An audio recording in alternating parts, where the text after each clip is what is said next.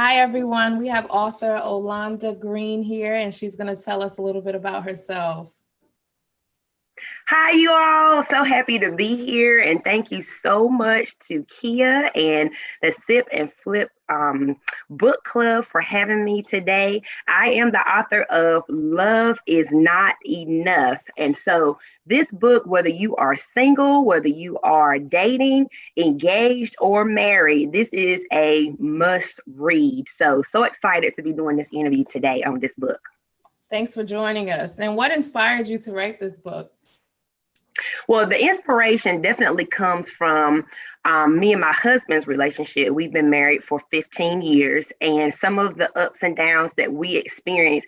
But mainly, what made me put my thoughts onto paper is I am a pre-marriage coach. So I provide coaching for dating, engaged, and newly married couples. And through my coaching sessions with my clients, helping them to get more satisfaction out of their relationships and some of them heading toward marriage, I started realizing, you know what? A lot of them are coming in saying, oh, I love this person and love, love, love. But they did not realize that love alone is not enough to sustain a relationship. There are many other components, lots of other elements that go into play to sustain a relationship. So the book is really about showing people what the main things are. And it really goes into what I call my compatibility theory, where I talk about the more compatible you are with someone, the less you'll have to compromise. But if you are not compatible with them, that's going to be a much wider gap, and it's going to cause you to have to compromise even more. So some of the things that make us incompatible with folks is large age difference, right? So you could be from different generations and not be compatible. You might have different backgrounds in how you grew up. You might be an atheist and then this other person loves the Lord. That's a major incompatibility, right? So it doesn't mean that a relationship can't work, but you need to go into it open-minded, knowing and understanding that if I engage with this person in this relationship and we are not compatible, there's going to be a lot of compromising that's going to have to take place. Yes, and you have to be ready for something like that. Yes. Yeah. So many people, if they just, oh, love conquers all, and I just love this person. Well, love gets you down the aisle, right? It gets you to the wedding day. But after the wedding, after all of that, all the pomp and circumstances over, my book is going to help you with the day to day. So I'm talking from real life experiences, from things that me and my husband experienced. I'm bringing some of my background because I have a master's in counseling. So I'm bringing some of that background into the book and helping people, giving them real life strategies and tools that they can use, because I'm all about building your relationship toolbox. That's one of the things that I talk to clients about all the time. So it's about equipping you with the right components to have a well-balanced, harmonious, sustained relationship. Okay. And how did you come up with the cover? Well, I would say a great graphic designer, right? So my publisher, she has a graphic designer in-house. And so as I was talking to him about what my vision was, I already had my website, and I shared that with him. And I said, I want to kind of go along with the same thing. So when I started my business, OG Coaching, LLC, in 2018, I came up with, I had this referee jersey on with the whistle, and I did several events like that, because as a coach, I kind of see myself on the sidelines with couples, helping them, call plays, telling them, this is what you need to do. Wait a minute, did you just hear what that person said? Flag on the play, hold on. So that's how I started business. And so one of my first events, I came running in with this referee outfit on. My husband did the same thing. So we were like the referees that night, and we talked about real talk with singles. So the singles event. So we've just kept that same theme going. So he actually took a picture that I had taken that was on my website, and that's how we came up with that cover. Nice. I like that whole story. That's cool. Okay. And where can we purchase your book? You can purchase my book two different places. Of course, it's on Amazon. So you could type in my name, Olaunda Green, Olaunda, Green, or type in Love Is Not Enough. Or you can go to my website at www.coachog.com /products. It'll get you straight to the products page. Okay. And this is your first book? It is. It is my first book, but everybody's been asking me, okay, when are you doing another one? You know, that's always like the next thing. And I'm like, okay, let me promote this. And we just launched this book in August. So it's still very brand new. So I'm doing lots of Thank you. So doing lots of interviews and just trying to gain more exposure right now. But the wheels are turning, so I definitely think it'll be another one. Okay. And how long did it take you to finish the book? Oh boy, I started writing the book. I went back to get my master's in counseling in 2016, and I started messing around with the book during that time as I was getting my master's. And when I finished in 2018 and I started my business, that's when I really got serious.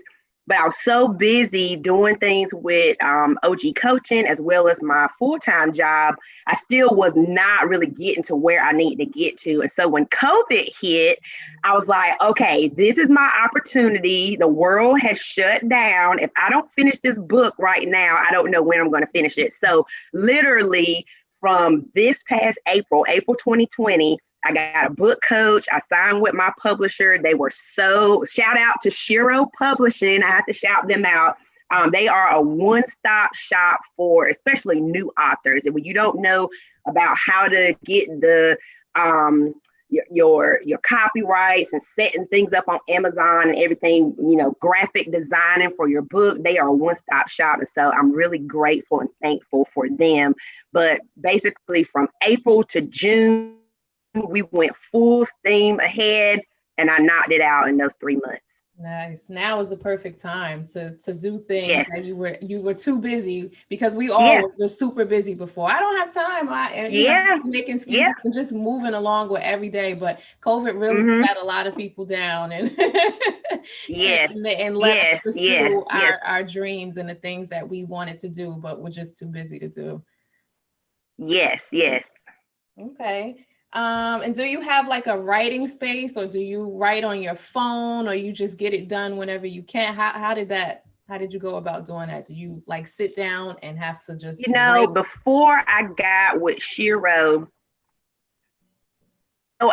and it's so funny that you asked me that, because before I got with Shiro Publishing, I was trying to write within chapters, right? So I was trying to come up with, okay, what is going to be my 8 to 10 chapters, and coming up with the titles and then write within those chapters. But when I signed with Shiro Publishing and they gave me my book coach, they were like, and I was hitting all these, you know, I had writer's block. It was so hard. And I knew it was in there and I couldn't get it out. And my book coach said, you know what, just write. Yes. You know, whenever you feel inspiration, write. So I pulled up the notes on my phone. I would put things in my phone.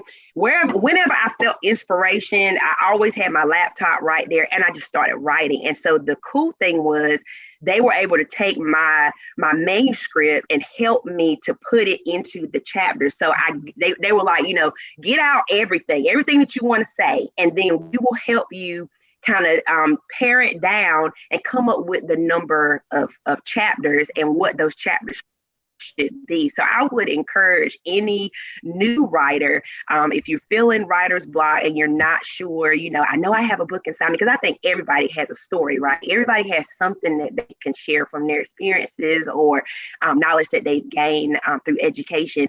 And so I would just encourage you, don't get caught up in, I was caught up in word count, you know, how many pages, because I knew that I wanted the book to be, I didn't want it to be so thick that it would be a hard read. I want it to be an easy read. So this book is like right around 100 pages. I mean, you could sit and read it in the afternoon. It's a very easy read. And from the reviews that we've gotten, they've told me, oh, it's an easy read. It's so relatable. You're so transparent, you know, and you have a good mix of, okay, you're talking directly to us, but yet you're giving us that sustainable information. So I would just say, just write, wherever you feel comfortable. It doesn't have to be at a desk. Sometimes I was on my laptop sitting up in my bed. Sometimes I was on the sofa with my laptop. Sometimes I was out and about and the Lord would, download something into my spirit and I would grab my phone and put it into my phone. So don't be discouraged with how it comes. Just let it flow freely. Yes.